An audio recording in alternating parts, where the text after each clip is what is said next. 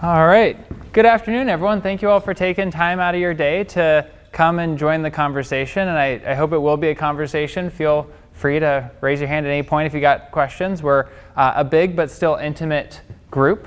As Mike just said, I am here from the U.S. Environmental Protection Agency, and we have the incredible pleasure of being the lead federal agency for protecting public health and the environment. And that is a big and exciting mission. We're responsible for protecting folks from all forms of pollution: air pollution, water pollution, soils contamination, toxic chemicals. We are also the lead federal agency for responding to nuclear, chemical, biological emergencies. We're also the lead federal agency when disaster strikes our nation's water infrastructure. So my colleagues have been out in Western North Carolina for many weeks now, working with the state and local communities to get water systems back up and running. So suffice to say, we do a lot at EPA. Given that we're only together for an hour, I've had to narrow that down to one piece of what we do at EPA, which is tackle the climate crisis. And even within that, I'm going to focus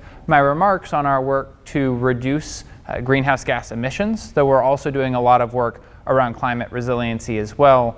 And when we get to questions at the end, I'm happy to speak to anything that we're doing at EPA, even if I don't have an opportunity to get into the details in this presentation. Before getting into it, though, I'd love to just get a feel for the room and where all of you are. So we've got a couple polling questions throughout. You can scan the QR code or go straight to menti.com. And I'd love you to submit a couple words that best describe how you're feeling about the future of our climate.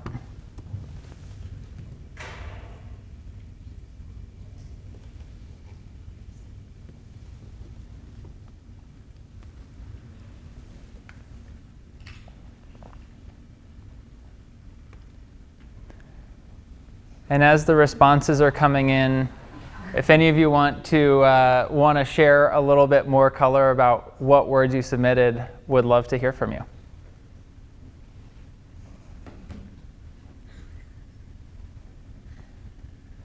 Anyone want to elaborate on what words you shared? Yes? I think there's a really crazy cognitive dissonance because, like, in many ways, we are absolutely cooked, to use the vernacular. But at the same time, like, the future feels very far off and things are very nice now. I'm having a fantastic time. I am not existentially worried about tomorrow, but I am existentially worried about, like, the future. But also, like, at the same time, like, things are happening right now. People have been saying, oh, we're about to see huge climate impacts since, like, a long time ago, and then we keep on saying that we could be like, oh, they're farther off. It's a load of cognitive dissonance, I think, for me. Yeah, so well said. But also at the same time, like, Western North Carolina is, like, really having a rough time now. Like, the effects of the climate crisis are here, regardless of if it isn't as, like, today as doomsday as some people might have been feeling like it was going to be. So I think that worry is still there that this might be the new normal, even if it is only like 3 times a year that a city gets destroyed. That's still 3 cities a year getting destroyed. Absolutely. I mean, I have felt all of these feelings at various points in time, and my goal, the topic of this talk is a case for climate optimism, but I'm not here to gaslight anyone and say, don't be concerned. I'm deeply anxious about climate change. That's why I work at the U.S. Environmental Protection Agency and focus on climate change every day. My goal is to tackle a bit of that cognitive dissonance. How can we acknowledge how damaging climate change is today and our concern, while also not become so discouraged by all of these disasters that we lose sight of the impact, the potential for impact that we each have to alter the trajectory, to be part of the solution. And so in that vein, let's jump back in. And recognizing everyone's coming in with a different level of background, I'm just going to start with 2 charts that very briefly show the modern history of climate change. So on the left-hand side, you have greenhouse gas emissions since the late 1800s, and on the right-hand side, global temperature anomalies relative to that pre-industrial average. And so what you see is that starting in the 1950s, after World War II, a dramatic increase in global greenhouse gas emissions correlated with due to massive global economic growth. And of course, lots of wonderful success stories there, right? Billions of people being lifted out of poverty, so much success, but also at the expense of putting significant greenhouse gas pollution into the atmosphere and resulting in a significant increase in global temperatures relative to that pre-industrial baseline. And so if we look at a more visually appealing version of that right-hand side graph, you see over time steadily increasing temperatures. And we're now at this inflection point where today emissions are 1.3 degrees Celsius above the pre-industrial average, about 2.5 degrees Fahrenheit. And we have a choice about what trajectory we're going to be on going forward, from a very low trajectory that would be consistent with a 1.5 degree above pre-industrial levels to high or very high trajectories that would be consistent with 3, 4, 5 degrees of global warming. The unfortunate reality is that some amount of incremental warming is already locked in for two reasons. One, you may have noticed on those prior charts that there was a lag between emissions increasing and temperatures increasing. So some of the greenhouse gases emitted yesterday have not fully played out to their effect on global temperature. There will still be some lagging impact of emissions that have already been released.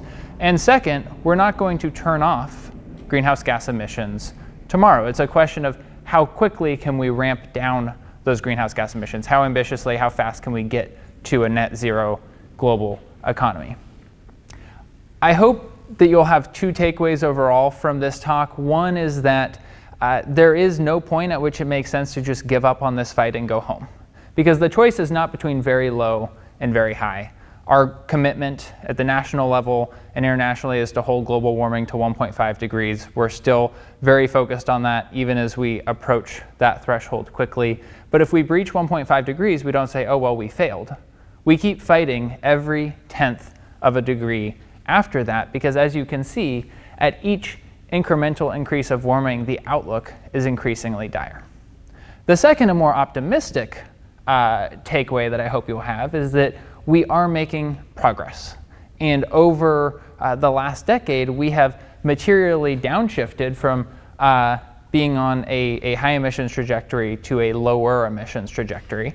And each of you have the potential to play a role in continuing to shift the future outlook. So in that vein, let's jump forward to another polling question. If you still have it open on your phone, it'll automatically advance in just a moment. If not, you can scan the QR code again. I'm curious where each of you think the world's going to end up in 2100. So sometime between now and 2100, the emissions will have reached net zero. The climate will have stabilized. Unfortunately, we can't reconvene here to see who was right, but maybe our children or grandchildren can. But let's get a read for the room and then also talk about how our trajectory today compares to our trajectory in prior years. It looks like there's a pretty strong consensus in the room around 2.5 degrees and a little bit of distribution either direction. This is actually one of the more optimistic groups that I've had the chance to speak to. So let's jump back in and see where you all fall out relative to the rest of the scientific consensus. So what this next chart's going to show is essentially the answer to that question as it has evolved over time. And this is a really key point. Anytime you read a study, an analysis, a forecast of where emissions are going to go, that is not a fixed and permanent thing. That is a projection based on a set of assumptions about existing policies or potential future policies. And that means, again, that you have the ability to change that reality. And that's indeed what we have seen happen over the last decade. So in 2015, shortly after graduating from UNC, I had the incredible opportunity to be at the White House and part of the team that was working on the Paris climate negotiations.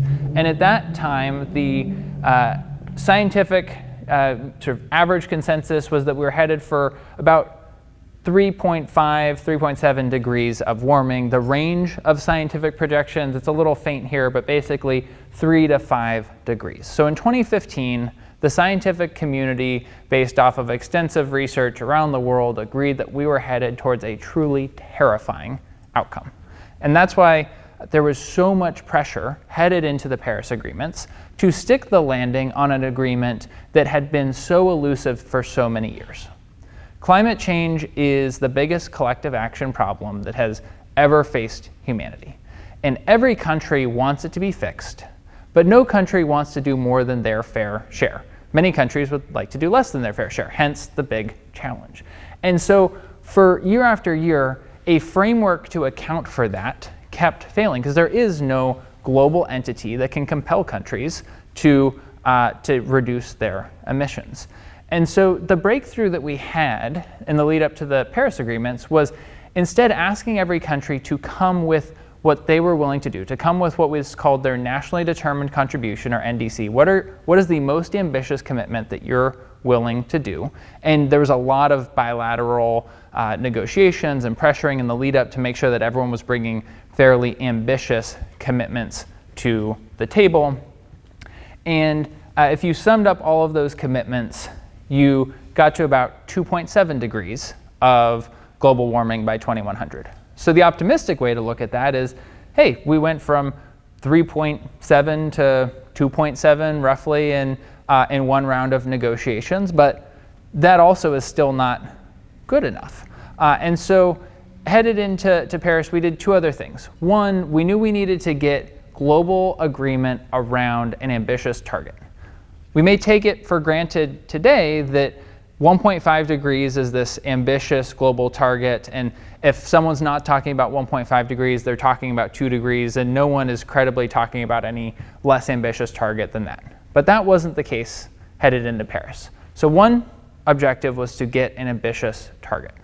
The second objective was to get a framework to move from where we landed with that first set of NDCs to where we ultimately need to be, which is well below 2 degrees Celsius of warming. So by the end of the Paris Agreement, we made significant progress on both of those goals. First, every country in the world, almost 200 countries, agreed to a two-part target. First, to keep emissions well below 2 degrees, with a goal of emissions not exceeding a 1.5 degree trajectory.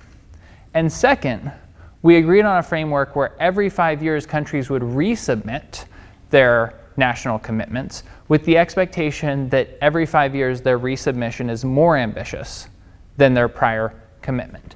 And so that's what's happened from 2015 to 2023. We've seen as countries have resubmitted their commitments, the effect of the Paris pledges and targets has continued to get more ambitious from about 2.7 degrees to 2 degrees. And those pledges and commitments are a leading indicator of the blue line, which is the implemented policies, which are now below 3 degrees. And if you think about this, it's fairly intuitive, right? A president, governor, mayor gets elected, they make a big commitment, and then you need to spend several years implementing the policies to actually realize the pledge or the commitment that you've made. And that's why this gray line coming down is particularly exciting, because that is a good indicator of where the blue line can go. But I'll also be the first person to say that's still not good enough. We still need to be well below 2 degrees. And we also can't take for granted that those gray and blue lines will just go down on their own. They're going down because for the last decade, there has been tireless advocacy work, policy work, innovation around the world to keep making forward momentum. And so as we think about the next phase of climate action, we have the global framework, the structure to keep increasing ambition, but of course we have to keep the pressure on, we have to keep trending in the right direction. So with that, let's jump into one more of these quizzes. Give me a moment to jump forward.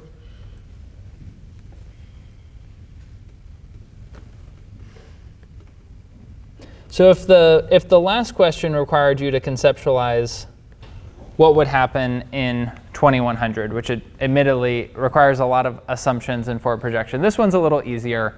How much have U.S. greenhouse gases changed since 2005? We measure it, we know it, there's a right answer, no pressure.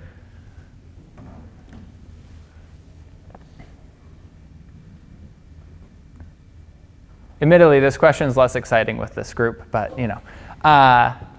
we'll see where the group shakes out. All right, so unsurprisingly, this is the most accurate group that I've had the opportunity to present to, but still, I would say you all are being a little too, most of you are being a little too hard on yourselves, which is over the last 20 years, US emissions are over 15% lower.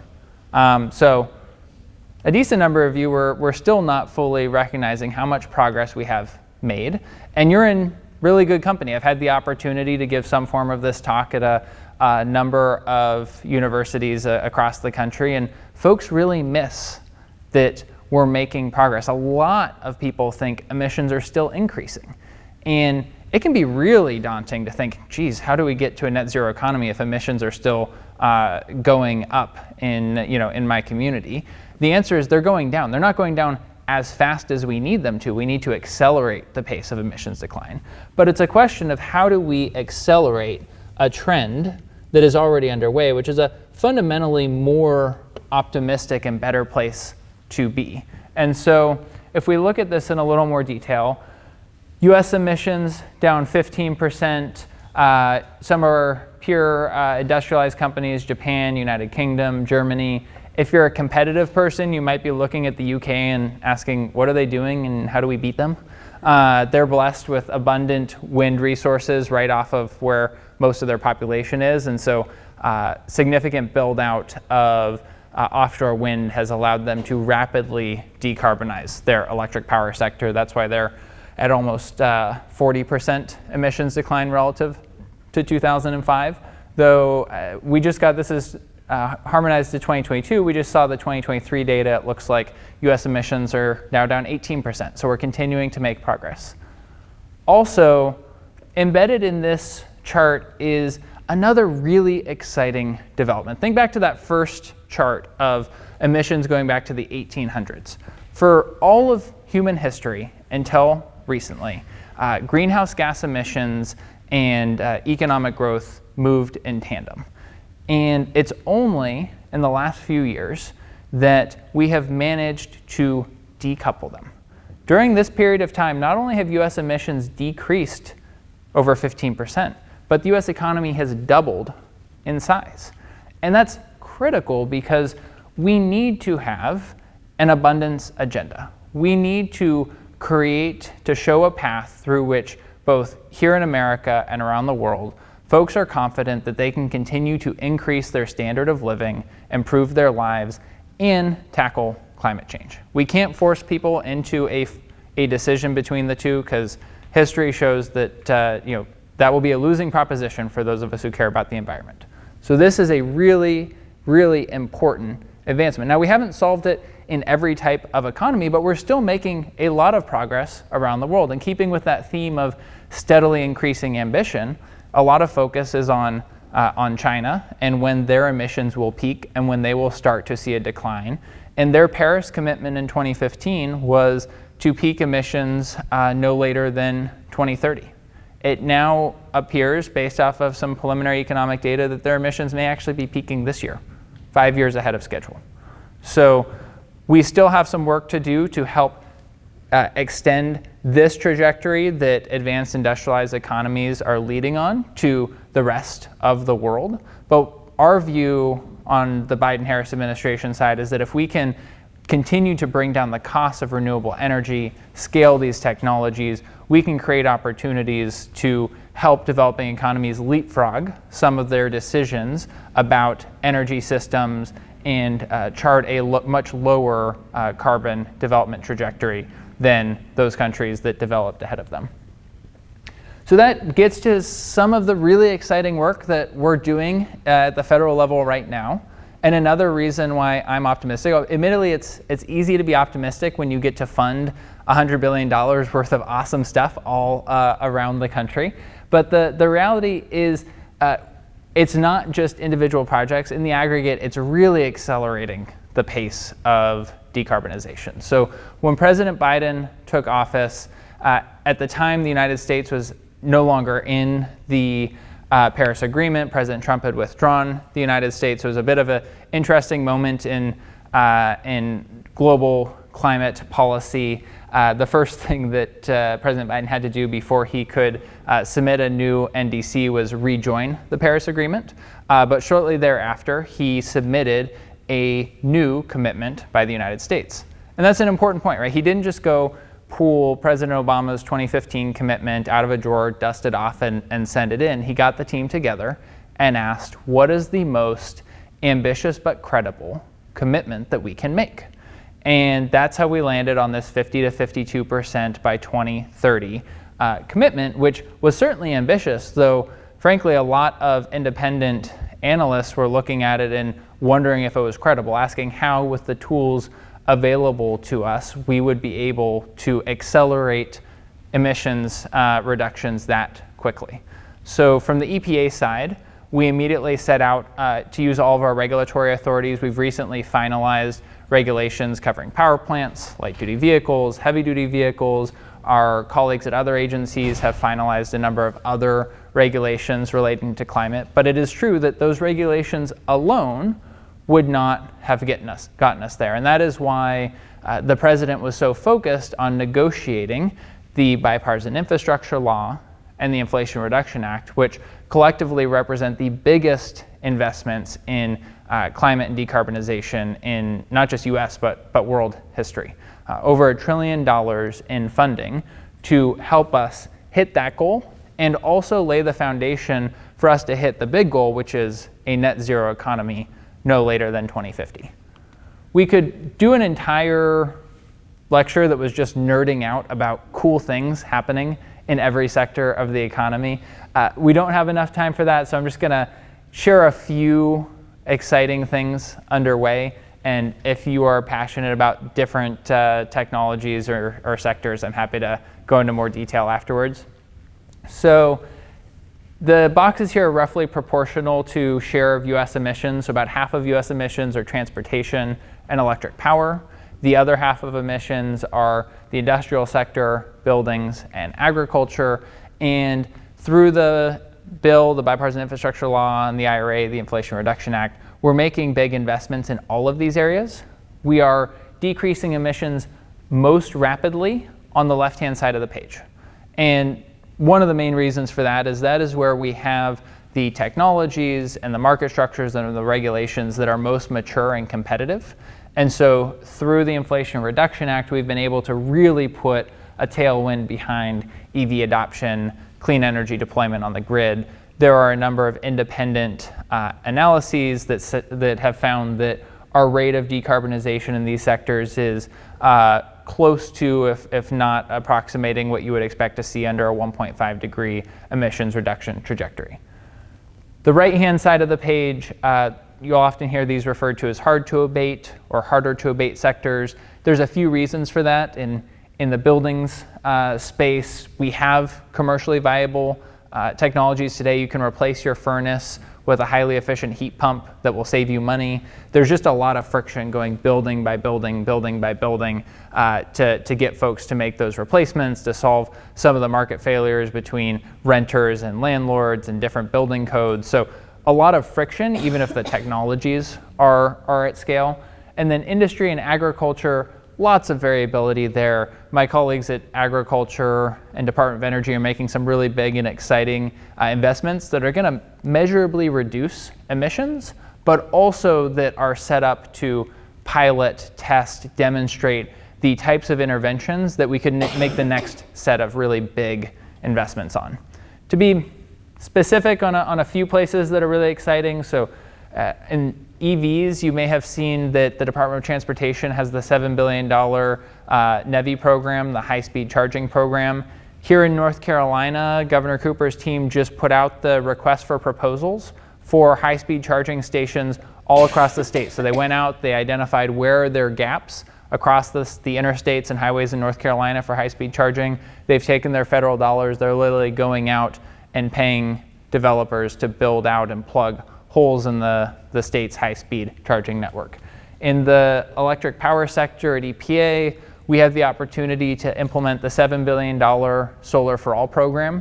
This is a program designed to ensure that as we decarbonize the electric power sector, we're not just focused on utility scale projects, but we're also making sure that low-income and disadvantaged communities also benefit from the energy cost savings, the resiliency benefits of these programs. And so that full $7 billion through partners like NCDEQ is going to go to fund the deployment of rooftop solar, community solar, and associated storage in low-income and disadvantaged communities. So that's just a few of many, many programs across the federal government. The fourth reason to feel optimistic is that industry is mobilizing. If we're going to decarbonize the US and the global economy, we just need to go build tons of stuff. Think of every piece of equipment that generates greenhouse gases today. It will need to be retrofit or replaced by an alternative that is low or zero emissions in the future. That is a lot of work over the decades to come. And so a critical prerequisite for getting to a net zero economy is building out, expanding our industrial base to manage that scale of deployment. And on that front, we're really excited to see hundreds of billions of dollars of new investment in domestic clean energy manufacturing.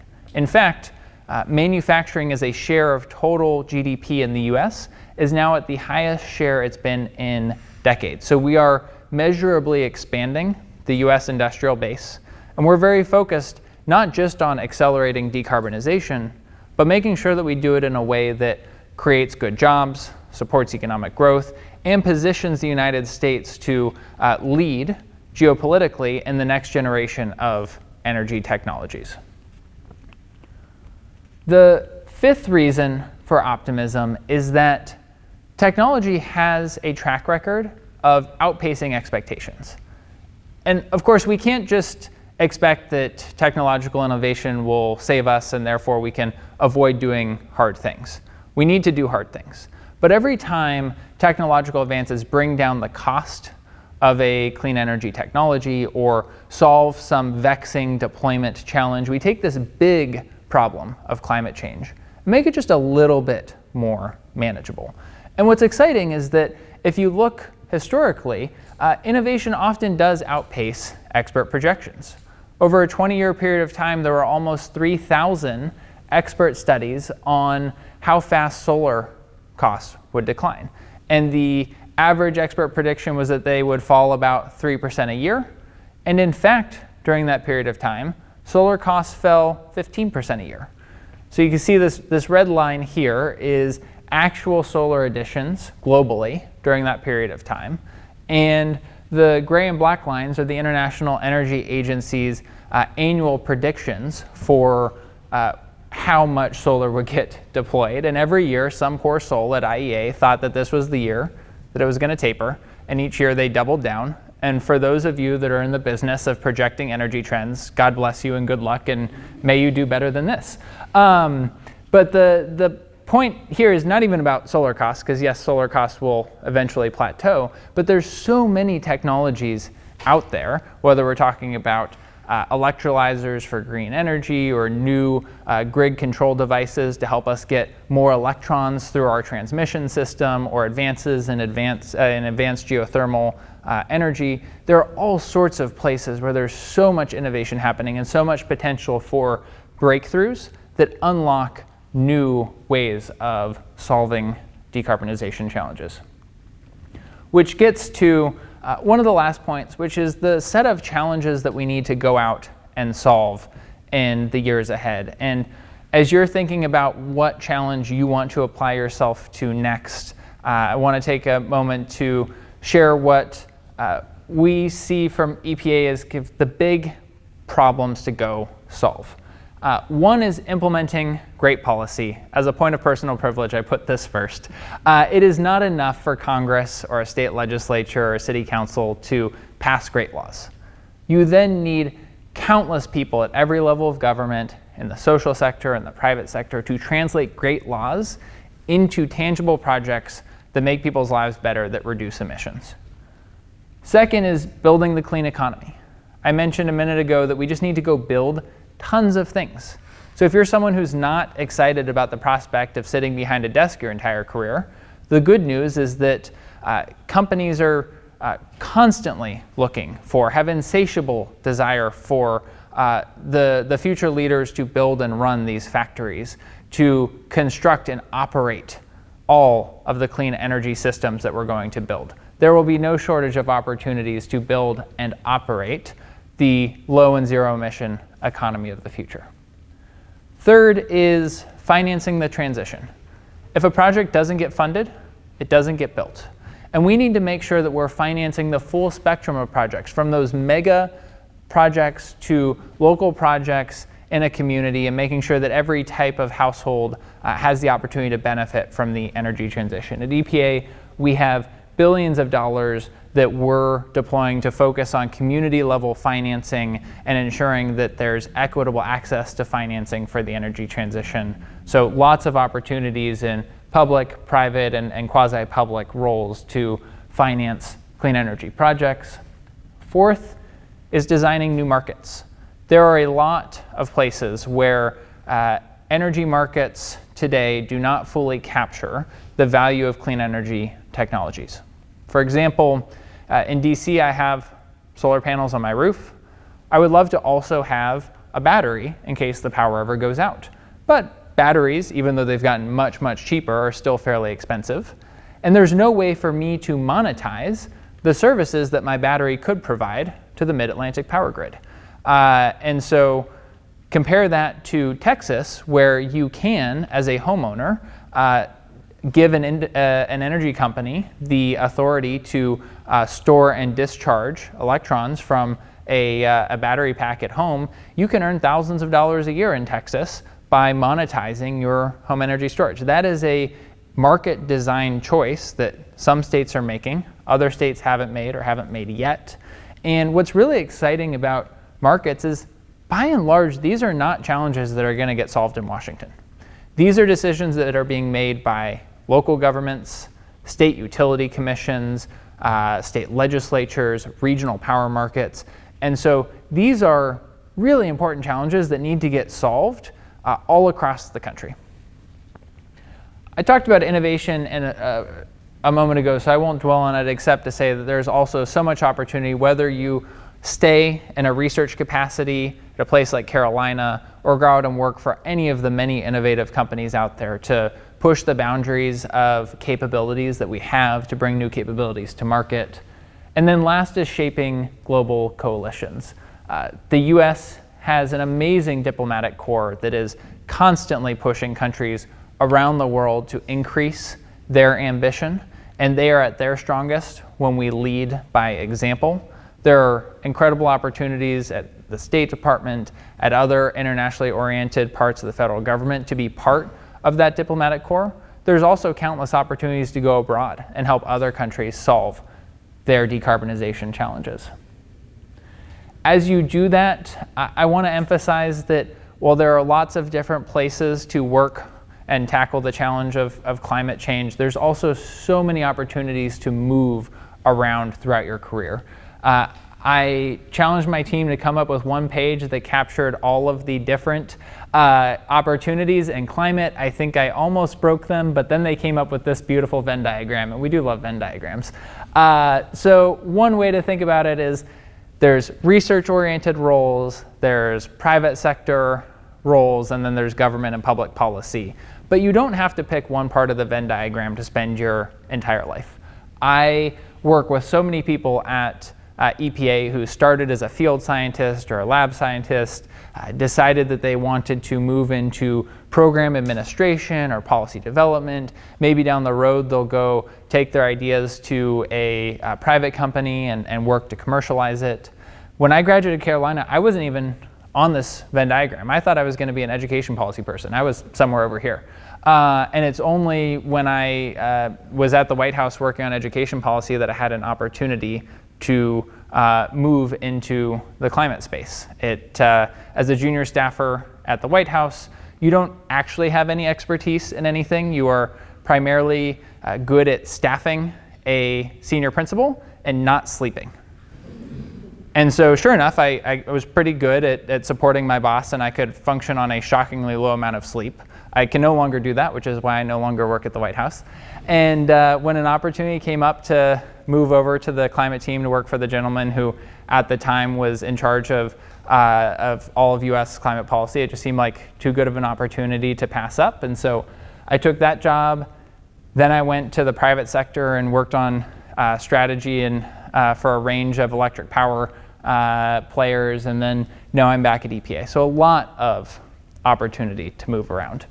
And as you do that, particularly for the undergraduates in the room, I'll just share that there are a lot of resources available to you. I am, of course, partial to USA Jobs, because that is where you would go if you are going to apply to jobs at the U.S. Environmental Protection Agency. Please do that, as well as any other job in the federal government. But there are also lots of other resources that have cropped up in recent years to share amazing opportunities all across the United States and around the world.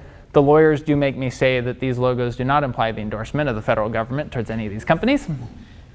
But they're useful, and we wanted to share them and encourage you to use them as an opportunity to further explore the different trajectories that you may take. So with that, you've been a wonderful audience, and I look forward to answering any questions that you may have.